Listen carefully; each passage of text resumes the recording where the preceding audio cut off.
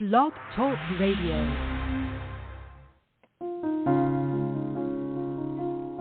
Readers Entertainment Radio presents Booklights with your host, author Lisa Kessler.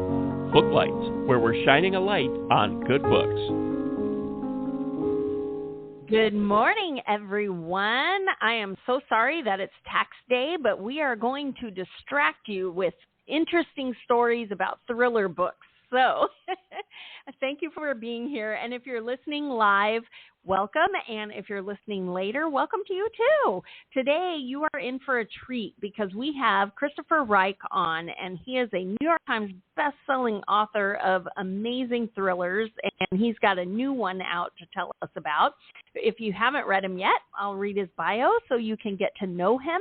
Christopher Reich is the New York Times best-selling author of Rules of Deception, Number to Count, and The Patriots Club, which won the International Thriller Writers Award for Best Novel in 2006.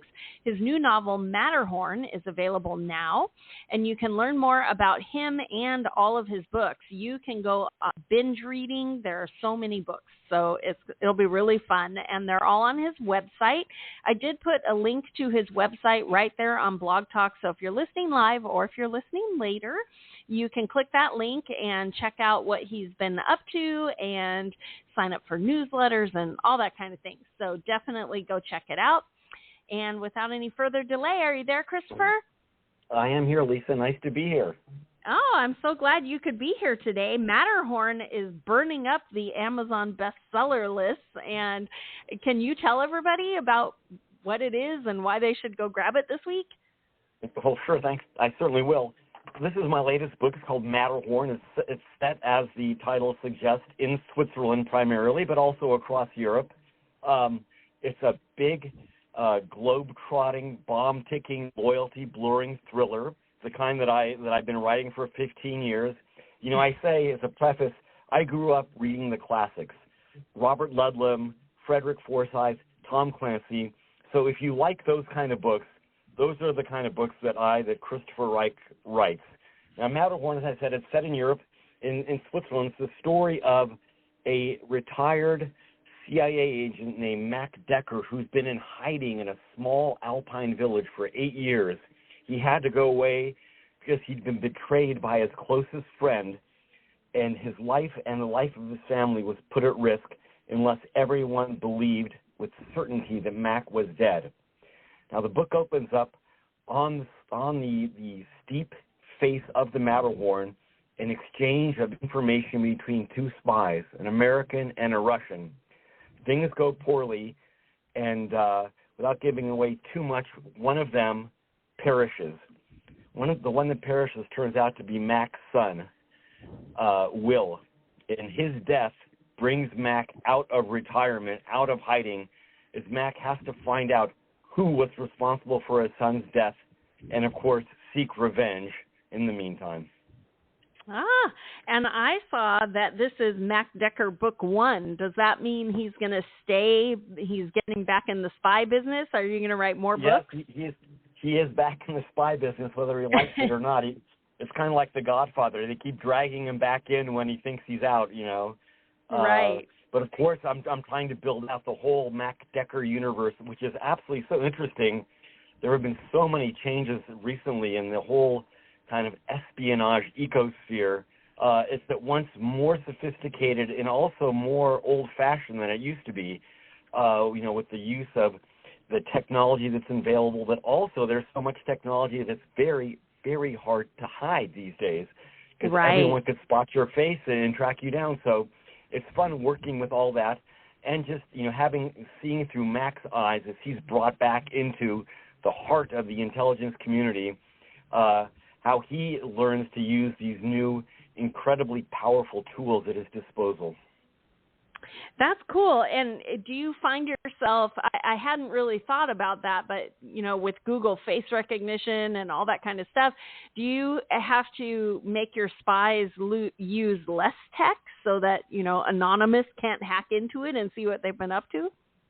That is exactly right. They do. And this is happening now where they're going back to the methods and procedures of the Cold War, of putting a piece of chalk on a wall to set up a meeting, of of using handwritten notes, because wow. everything is hackable. You send an email, you send even the most, well encrypted message is vulnerable these days. And so everyone's kind of trying to figure out how do we actually spy without getting caught. Right. Yeah, they have to wear a fake nose and write a note with their left hand.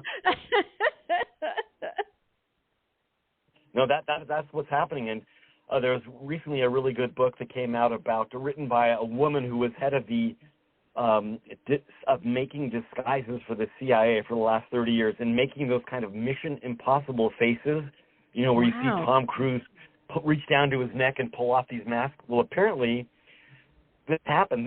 These masks were so good, so realistic, that face to face you could not tell that you were being deceived. Isn't that? And it really is amazing. And so we will be using some of these. With my books, I try to really keep it as realistic as possible. I don't try to go over the top and go into the realm of Mission Impossible and things like that, or the Fast and the Furious. This is about real people with real emotions, with real families who are doing the government's work and sometimes circumventing the government's work and doing just what's the best thing they can do to, in effect, save the world. But always a great personal consequence. Right. The stakes are always real high, right? When you write these books, the stakes have to be through the roof, or else, the reader's not going to be, excited. And I think I always try to bring a real level of emotional intensity into my stories. This book, Matterhorn, I said, opens up with Mac discovering his son has been killed. I don't know any better reason to get back in the game or right. Motive for revenge than that, to avenge your son's murder. So, of course, this leads to Mac discovering a much larger conspiracy involved that is kind of drawn from the headlines. So, yeah, it's fun when you write these books because they really are a mix of what's going on today, which is the larger global picture, and what's always gone on inside the human heart, which is, matters of love, passion, revenge, all those things. Right. And when you're working on, when I was reading up about this book and talking about terrorism and all that kind of stuff, how do you research these things? Do you go talk to people who have been in the CIA, or how do you do your book research for something like that? Well, that's a good question. I'm lucky enough that I've been writing for a while, so I have developed kind of a network of contacts of people in law enforcement, in intelligence, all around the world, not just in the States, but in England with MI5, which is their equivalent of the FBI, in France, and, of course, also in the United States. So I'm able to draw upon these people to ask them, what's going on today? Does this story make sense? For a few of my books, for my Rules of Deception series, I go each year to spend a few weeks with the New York Counterterror Bureau, which is made up of a number of three-letter agencies, FBI, CIA, ATF, just to name a few, and just kind of embed with them and learn what they were doing, and in the process really discovering the personalities that make up our law enforcement community and learning, they're real people like you and me, with sons right. and daughters and kids going to school and all their own personal kind of dramas playing out while they're, trying to solve crimes or to prevent terrorist attacks, very, very serious stuff. Yeah. When you talk to these people and go, does this make sense? Have you ever had a big rewrite? Because I had a hero once that was a firefighter, and I had already written the first 3 chapters of the book, and there was this big fire, and it happened to be on a cantina on a Navy base. And when I met with my fire captain, he goes, well, that could never happen because the Navy has its own fire inspectors and the sprinklers would have gone off. He said, unless you have an arsonist who turned off the water main. And I was like, what? And it changed the whole trajectory of the book because then we had an arsonist. But I had to rewrite the entire beginning of the book. Have you ever had a big rewrite like that after you interview and you're like, oh, no? Not that bad, usually because First of all, good for you. I'm glad you actually rewrote it because that nothing worse than tearing up pages once you've already right. worked so hard on the them. worst. Yeah. But you can't make an egregious error like that. Right. Normally, I do my research before, so I kind of know what's going to happen, and I try to avoid that. Let me say this: I've made some other errors that are just as huge. Geography errors, putting an ocean in the wrong place. Oh, no. The wrong city in the wrong country, all kinds of things. And boy, I got some really scathing letters. Some readers are going, how could we trust you when you don't even know that the Indian Ocean is on, the west coast of Pakistan? I said, oops, I missed that one. Oh, dang it. And the editor didn't grab it either. That's funny because there's so many eyeballs that go into a book, but every once in a while we all miss it. Then there's so many eyeballs. So it's me, then it's my agent, then it's my editor, then it's the copy editor, then there's another assistant. So you're talking about 4 or 5 very well-educated eyeballs. Yeah. Often miss the most egregious blooper of all time. And I just say it's their fault. I said, I didn't do it. You should have found it. That's your fault. Right. It's their job. I mean, they went to Yale. They went to Harvard. Come on, get with it. Right. I'm just a writer. Exactly. When you turn in a book, obviously, you're sending in anywhere between 400 and 600 pages usually, and there's a lot of room for error in there. Yes. And when you start reading, it's so easy to skip over an error inadvertently and keep on skipping over it. So these things happen. They happen every once in a while. Just all the eyeballs miss it.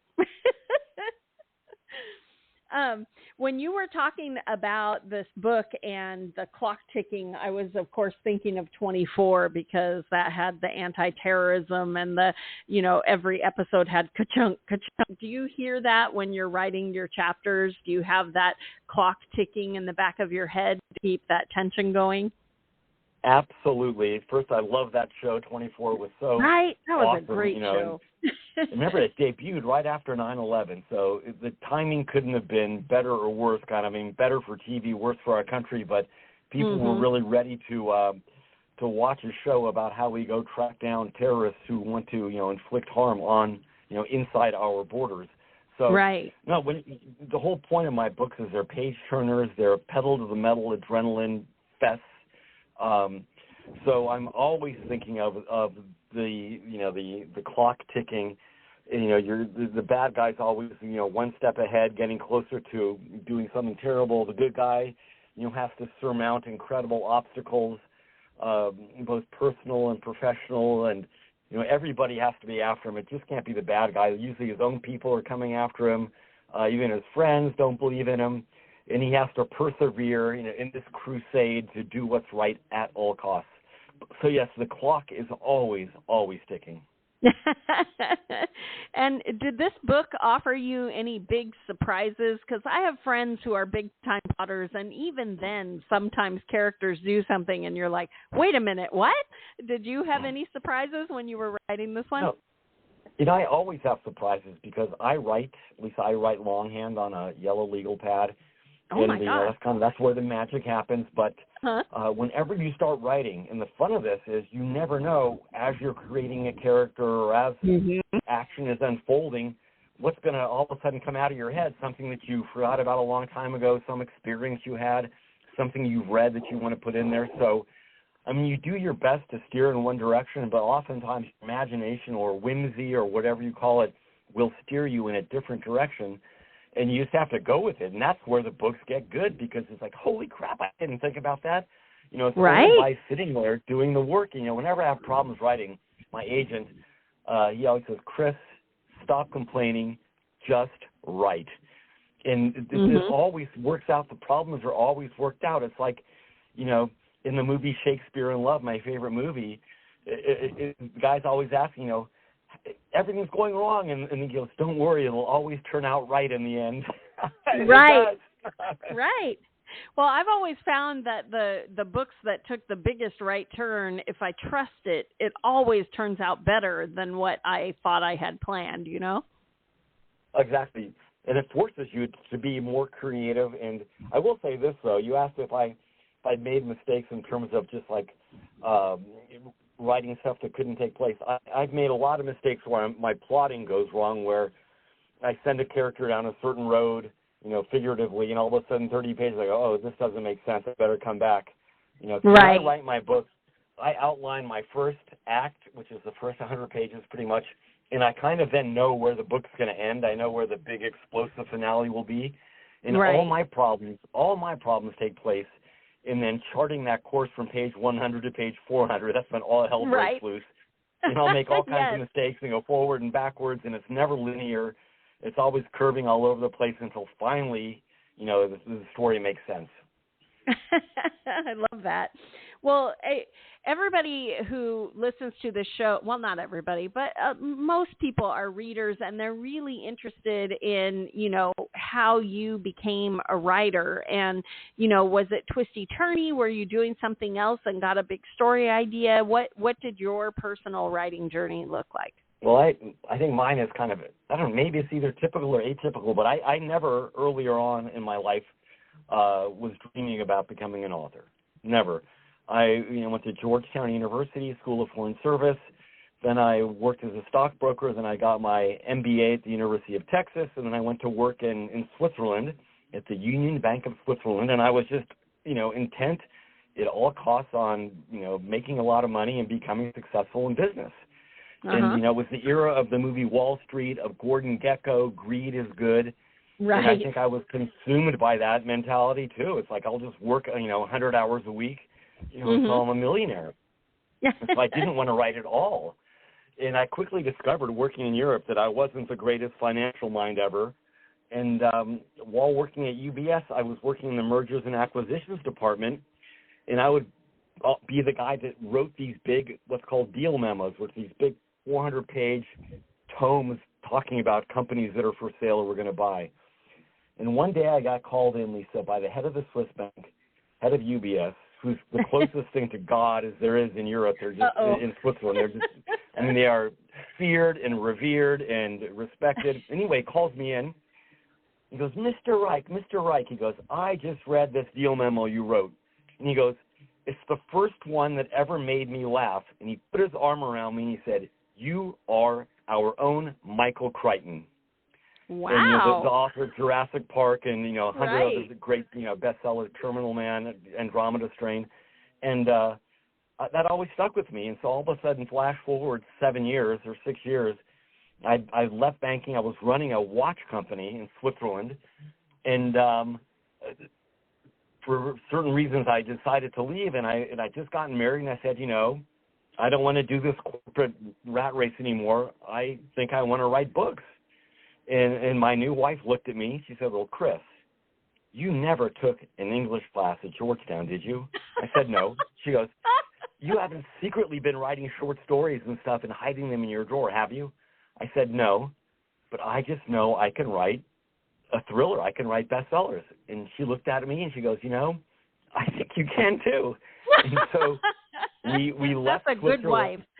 Yeah, it's a great wife. It was, writing, you got to have confidence, and you have to have people that believe in you. So yes, we left Switzerland, moved back to Austin, Texas, and, I gave myself a chance to succeed. I had some money saved up, and I said, I'm going to write this book for a full year, and I'm going to do my best. I'm going to apply the same work ethic I had as an investment banker, get up, be at work by 7:30, work till 5:30, and just write this book. And the first book I wrote was called Numbered Account. It came from my days in the super secret world of Swiss banking.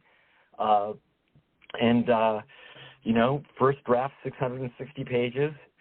Someone read it. I took their advice. They gave me very good criticism. Be humble, reader and writers. You have to listen to other people. Mm-hmm. And then I was able to the story, this is a good story, through a family friend, I got the first 100 pages into the hands of none other than James Patterson. What? James Patterson, the biggest selling, I think, thriller writer in the world today. I mean, bar none. Right. And Jim actually read the pages, and he called me up and he said, Chris, I was really impressed by this. He goes, I usually never do this, but I'm going to recommend my agent to you. And he did. And wow. the agent, Richard Pine, called me up, my agent to this day, and he said, this reminds me of those great Robert Ludlum books of the 70s and 80s. And he said, I'd really like to represent this book. And so, of course, wow. I jumped up and down and said, yes, yes, yes. And so that's how I got started. There's more to the story than that, but, a year later, we sold the book to Delacorte, part of a Random House. And then a year after that, it came out and was an instant bestseller, and it's sold over 2 million copies since. Wow. Oh, my gosh. That's amazing. You don't usually hear stories where right out of the gate, right, the bestseller. How hard was that for you to write the next book? It was hard because I thought it went to my head a lot because having that kind of success, it sold in like 23 countries around the world, so it was just giant. Wow. And then I thought, I could write whatever I want to write, and instead of following that with another great financial thriller, because Numbered Account was really one of the best financial thrillers that had been around in a long time, I wrote a World War II book called The Runner, which got great reviews. It didn't do great in America. It only got to number 15 on the New York Times list, but it was a really big hit for me in England because the English love World War II stories. So it sold a lot of paperbacks in England. But for book 3, I went right back to writing financial thrillers, And so I learned my lesson, and I'm an American writer, and I want to be successful in America. But since then, I've started working with so many people in intelligence and law enforcement that my books kind of go all over the place. What they have in common is that they're exciting, they're interesting, peopled with real characters that you want to root for, and usually set in really interesting international settings. Yeah, I was looking. You have a couple other series, Jonathan Ransom and Simon Risk. Are they all CIA, or you want to tell us what those other 2 series are about? Sure. My last series that's still kind of alive is my Simon Risk series. It's set in London. Simon Risk is an American who had a very difficult upbringing in Europe, kind of on the wrong side of the tracks, and now he's kind of restored his life. And he was working as a banker, but then left because he has a very special skill set. He's able to kind of solve all these problems, let's say, that intelligence agencies can't be seen for themselves. So he's what you call a freelance spy. He does the work that the CIA and the MI6 can't be seen to doing. In his off time, he restores Ferraris. So he has his front is he has this great business restoring and selling Ferraris, which sell for a bloody fortune. And then, on his off time, he goes and solves these thorny issues. And so that's a really fun series. And Jonathan Ransom is actually a doctor. He works with Doctors Without Borders. And in the first book, his wife disappears. And while he's searching for her, he discovers that she is not really the person who she said she was all these years. She's not the loyal assistant of his wife, that she's the one that's kind of involved in intelligence and draws him into that game. So I like to use this kind of Hitchcockian, like Alfred Hitchcock, ploy of taking unsuspecting individuals who are accomplished in their own right to begin with, and then bring them into solving these thorny international problems and making them discover if they have the skills and the abilities to rise to the challenge and do what needs to be done. Oh, I love that. Do you have like a secret dream to write a different genre, or are you totally in love with it's all thrillers all the time, or do you have like a secret sci-fi in the drawer, or is it do thrillers those are what you like to read? No, that's a really great question. I think all writers definitely have dreams of writing other genres. Right. The first thing I say is once you have success in one genre, it's nearly impossible to break out of it. You have to be writing. People, when they buy my books with my name on it, they expect, an international thriller, high stakes, fast paced. So I can't go and write, a Danielle Steele romance. Right. Having said that, I've written several others that do take place in different milieus, and I'm working on one right now that takes place in Los Angeles on Sunset Boulevard in 1979. It kind of brings together a lot of the stuff that was going on back then, the big growth in the entertainment business, the rise of the celebrity chef Wolfgang Puck. It's really at the dawn or let's say the last gasp of the analog era, the last moments before there was iPhones, before there was the, the Mac computer. It's the last moment when you could kind of do stuff and nobody would know about it. But right. I wanted to, it's a whodunit, but it's a social drama too, about how so much has changed, in our world in the last 40 or 50 years, the absolutely dramatic differences between how women are treated, how minorities are treated, the world has changed so dramatically, but set it in a fun, sexy backdrop of L.A. on Sunset Boulevard in Beverly Hills at that period. So, your answer is yes, I would love to write different kinds of books. We'll see. Yeah. Yeah. Oh, good luck with that. It sounds fab.